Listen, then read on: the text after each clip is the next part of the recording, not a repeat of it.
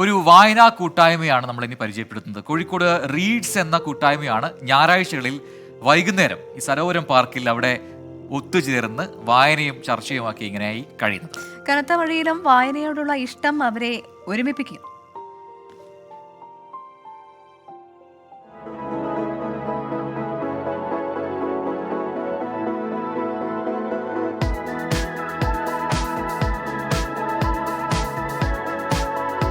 വായിക്കാൻ ഇന്ന് ഒരുപാട് സാങ്കേതിക വിദ്യകളുണ്ട്. എന്നാൽ പുസ്തകങ്ങളിലൂടെ കണ്ണോടിച്ചു കിട്ടുന്ന ആ ഒരു അനുഭവം, അതാണ് കോഴിക്കോട് റീഡ്സ് എന്ന കൂട്ടായ്മയ്ക്കു പിന്നിൽ. ഇതുപോലെ ഒരു മഴക്കാലത്താണ് ഇവർ ഒത്തുകൂടാൻ തുടങ്ങിയത്. 1 വർഷം പിന്നിട്ടു. ഇരുട്ട് കാഴ്ചയ്ക്ക് തടസ്സമാകും വരെ വായിക്കും. ആദ്യം നമുക്ക് ആരെയും അങ്ങനെ തമ്മിൽ അറിയൊന്നും ഉണ്ടായിരുന്നില്ല. ഞങ്ങൾ ഒരു സോഷ്യൽ മീഡിയ പോസ്റ്റിൽ കബൺ റീഡ്സിനെ പറ്റി കണ്ടു. അപ്പം അങ്ങനെ ഇവിടെ എന്തുകൊണ്ട് തുടങ്ങിക്കൂടാന്ന് പറഞ്ഞിട്ട് അങ്ങനെ കോഴിക്കോട് തുടങ്ങിയതാണ്. അങ്ങനെ ഒട്ടും പരിചയമില്ലാത്ത 2 ക്യൂറേറ്റർമാർ സംസാരിച്ചിട്ട് തുടങ്ങിയതാണ്. അപ്പോൾ ആദ്യം 2 പേരും 3 പേരൊക്കെ ഉണ്ടായിരുന്നുള്ളൂ.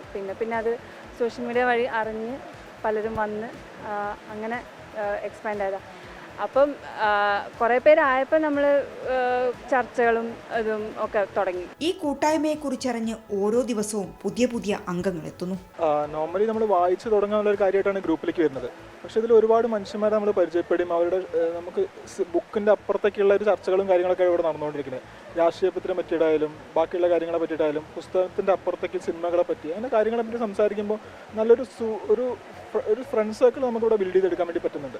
വിദ്യാർത്ഥികൾ, വിവിധ ജോലികൾ ചെയ്യുന്നവർ, അങ്ങനെ പ്രായഭേദമന്യേ ഈ കോഴിക്കോട് റീഡ്സിലുണ്ട്. രാജേഷ് വെള്ളരിക്കുണ്ടിനൊപ്പം മിഥില ബാലൻ, 24 കോഴിക്കോട്. ഇത് സുരേഷ് ബാബു പറയുന്നു, അനുഗ്രഹമോൾക്ക് അവളുടെ പേര് പറയാഞ്ഞിട്ട് സങ്കടമായെന്ന്. അനുഗ്രഹമോളെ പേര് പറഞ്ഞല്ലോ.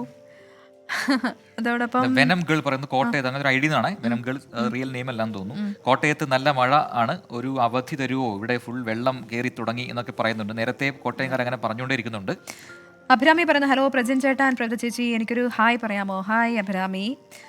ശ്രീരാജ് പറയുന്നത് നമ്മുടെ ഡ്രസ്സ് കൊള്ളാം. രവി കണ്ണൂരൊന്നും പ്രവിധ നമ്മുടെ മെസ്സേജ് ഒന്നും വായിക്കില്ല അല്ലേ എന്ന് ചോദിക്കുന്നുണ്ട്. ഒരുപാട് മെസ്സേജസ് വരുമ്പോൾ നമ്മൾ വിട്ടു പോകുന്നതാണ്. തുടർച്ചയായിട്ട് മെസ്സേജ് അയക്കുമ്പോൾ നമ്മൾ അത് ശ്രദ്ധിക്കും. അല്ലെങ്കിൽ ഇടയ്ക്ക് ആകുമ്പോൾ ചിലപ്പോൾ നമ്മളത് കാണാതെ പോകുന്നതാണ് കേട്ടോ.